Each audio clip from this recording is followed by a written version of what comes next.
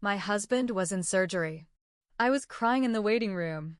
My MIL sat next to me and said, "If something happens, we'll take care of everything. You'll be provided for."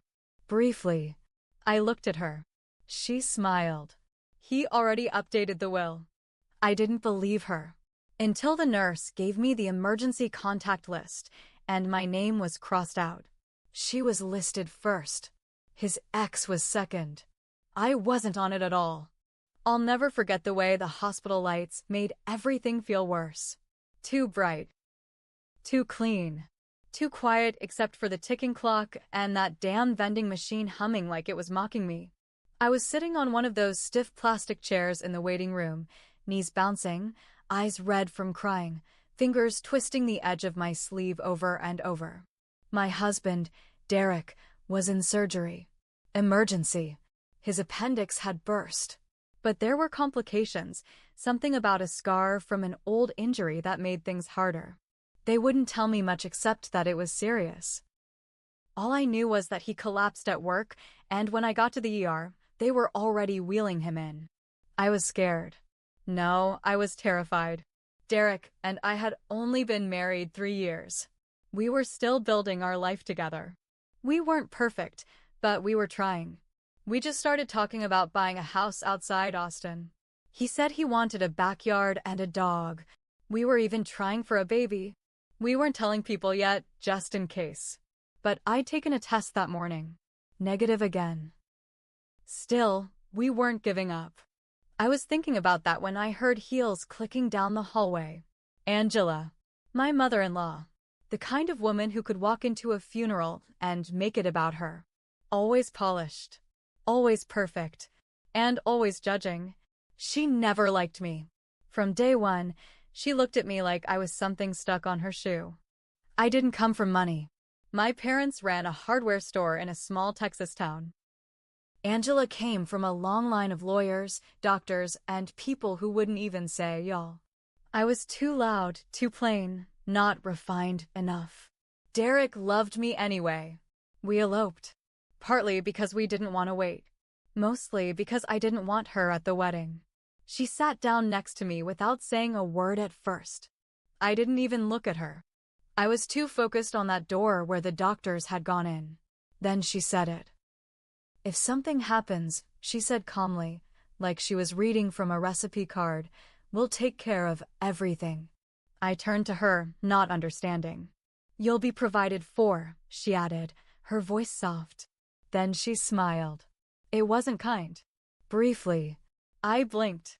What the hell does that mean? She didn't answer right away. Just looked down at her purse like this was a boring conversation she wanted to end. Derek updated the will. Right after Christmas, she said. He wanted to be smart. Make sure the right people were protected. My chest tightened. That's not true. We did the will together last year.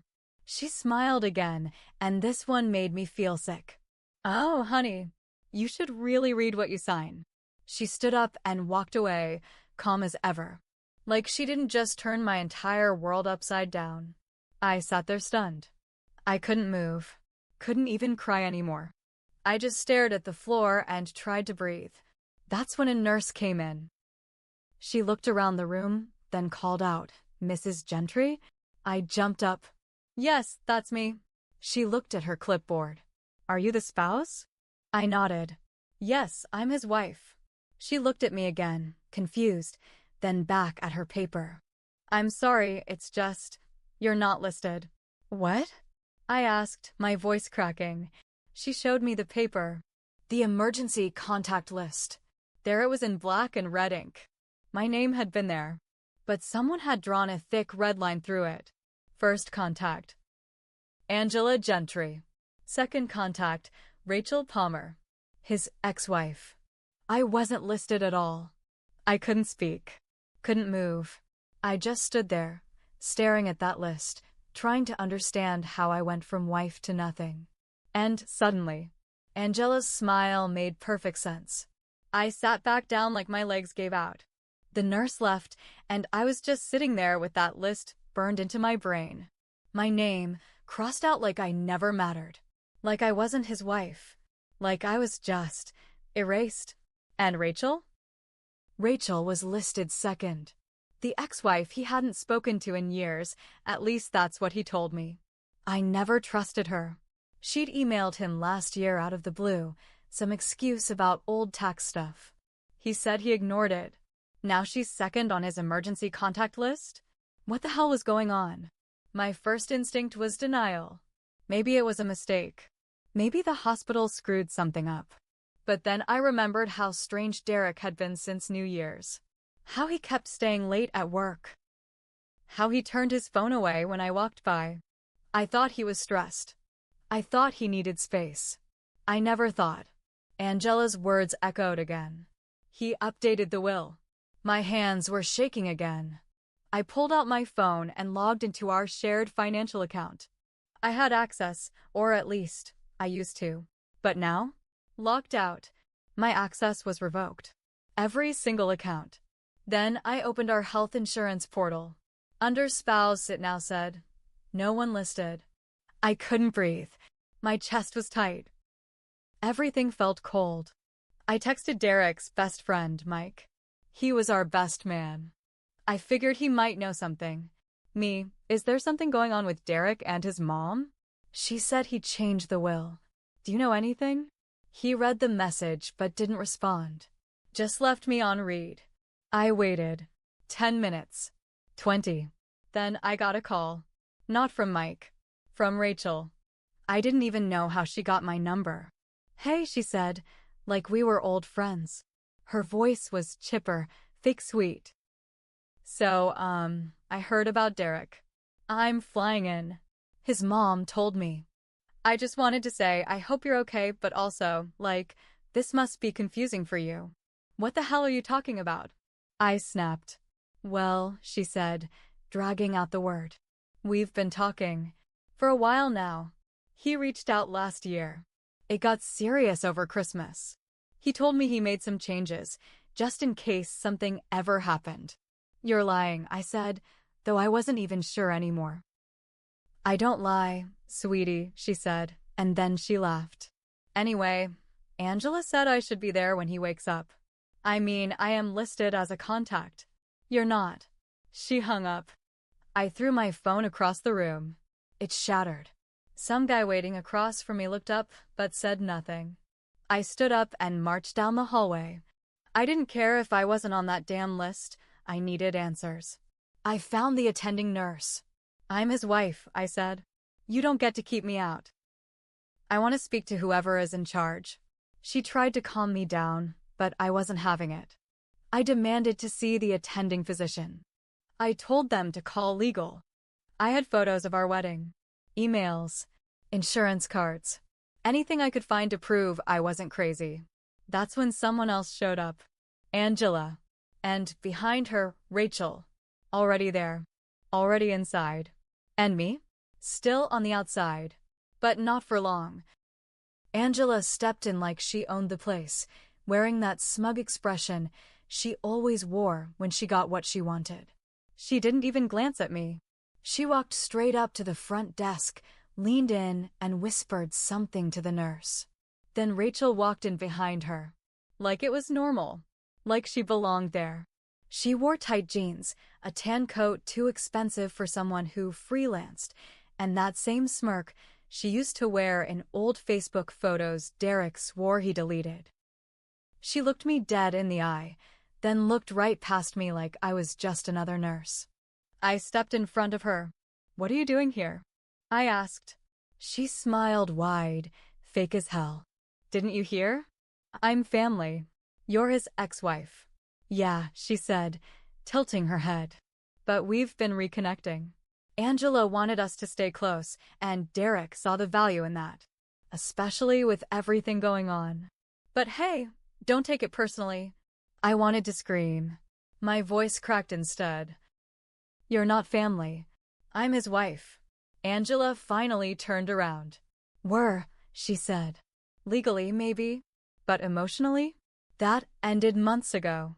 I felt sick. What the hell are you talking about? She opened her purse and pulled out a thick envelope. You'll find out soon enough. I grabbed it before she could hand it to the nurse. Inside was a photocopy of what looked like a new will. I didn't understand all the legal stuff, but I saw the date. January 4th. Right after the holidays. Right after he got distant. Angela kept talking, like this was a casual brunch. He decided to keep things simple. Rachel's the executor now. I advised him to leave you a severance. A check to move on. A severance. Like I was an employee. Like our marriage was just a contract they could terminate. Rachel stepped forward, eyes gleaming. Derek said you were getting too emotional. Controlling. He felt trapped. That wasn't true. It couldn't be. He never said anything like that. We had arguments, sure, but who doesn't? Then Rachel said something that knocked the air out of my chest. He was filing for divorce.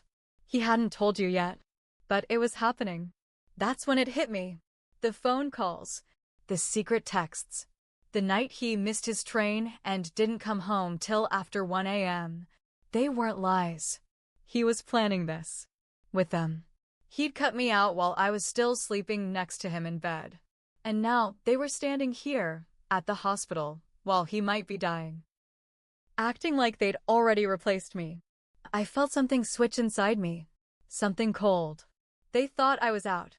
That I'd go quietly. They had no idea who they were dealing with. I didn't cry. Not then. Something else kicked in. Not rage. Not grief. Clarity. Angela and Rachel thought they had it all figured out. That I'd slink away, humiliated and heartbroken. But they forgot something. I'd been part of Derek's life for years. I knew his passwords, his habits, where he kept his old hard drives. And more than that, I knew how to survive. You don't grow up working your family's store in a dying Texas town without learning how to fight for what's yours. So I left the hospital, walked out into the cold air, got in my car, and drove straight home. First thing I did was dig through our home office. Derek wasn't careful. He thought he was, but he wasn't. I found backup drives, old laptops, and his email still logged in on our shared tablet. I started going through everything, and what I found made my stomach turn. There were emails. Dozens of them. Between Derek and Rachel. Long ones. Ones where he said he missed her. That he was working on getting rid of me without a fight. That he needed to be smart because I knew too much. Angela was copied on most of them. They talked about money. About moving assets into trusts. About flipping the house once I was gone. They planned it all. And then I found something else. A draft divorce petition typed and signed. But in it, he claimed I was unstable. Said I threatened to hurt myself. Said I was violent. None of it was true. But it made sense now. Why he'd been recording some of our arguments. Why he was baiting me, pushing me to lose my temper. They were building a case. They were going to paint me as crazy so they could cut me out and keep everything. That night, I called a lawyer. Not a fancy one. Just someone I found through a friend. I didn't tell her everything, just enough to get started. She told me to stay quiet and keep gathering evidence. So I did. Over the next 2 days, while Derek was still in the hospital recovering, I copied everything. Emails, messages, financial records, photos, voice memos. Then I went back to the hospital. He was awake. I walked in like nothing was wrong. Angela and Rachel weren't there. They must have gone for coffee or something. Derek looked up at me, surprised. Maybe a little guilty. "Hey," he croaked. "Hey," I said back. He smiled, weakly. "You okay?" I nodded. "You?" He nodded too. Sore. Tired. But yeah. I pulled the chair closer. "I know everything." His eyes shifted. "What?" I saw the emails. The new will. The trust. The messages with Rachel. I saw it all. His mouth opened, but nothing came out. "You were going to blindside me," I said. "Get rid of me. Use fake claims. Leave me with nothing." He looked away. "It wasn't like that." "Don't lie now," I said. He was quiet for a long time. Then he said, "It got messy." I didn't know how to fix it. I laughed. So your solution was to erase me? He didn't answer. Angela came back then, saw me in the room, and frowned. You shouldn't be here. I'm his wife, I said. Until the court says otherwise, I have every right. She looked like she wanted to argue, but Derek didn't say anything. She sat down, stiff and cold. Rachel walked in a moment later, coffee in hand. Froze when she saw me. I turned to her. Hey, Rachel. Did you know the emails you two sent are still on the tablet at home? The one with the cloud backup. She blinked. I have copies, I said. All of them. I sent them to a lawyer. And to myself. And to a few other people just in case. Angela stood. That's illegal. No, I said calmly. I'm his legal spouse. Shared property. Shared electronics. Look it up. Rachel looked like she'd swallowed a nail. And here's the best part, I said, leaning in. If Derek tries to go through with this divorce the way you planned, it's going to look really bad when the emails show he was setting me up. Judges don't like that. I turned back to Derek. You have two choices. Do this fair. Or I blow it all up. He didn't speak. So I stood up. You all wanted a war, I said, looking at Angela. Now you've got one. And I walked out. It took 6 months. But I won. Derek backed off once my lawyer started sending letters. I stayed in the house. Got a fair settlement. He moved in with Rachel, and last I heard, they were already fighting over money. Angela? She tried to salvage her name at church, but people talk.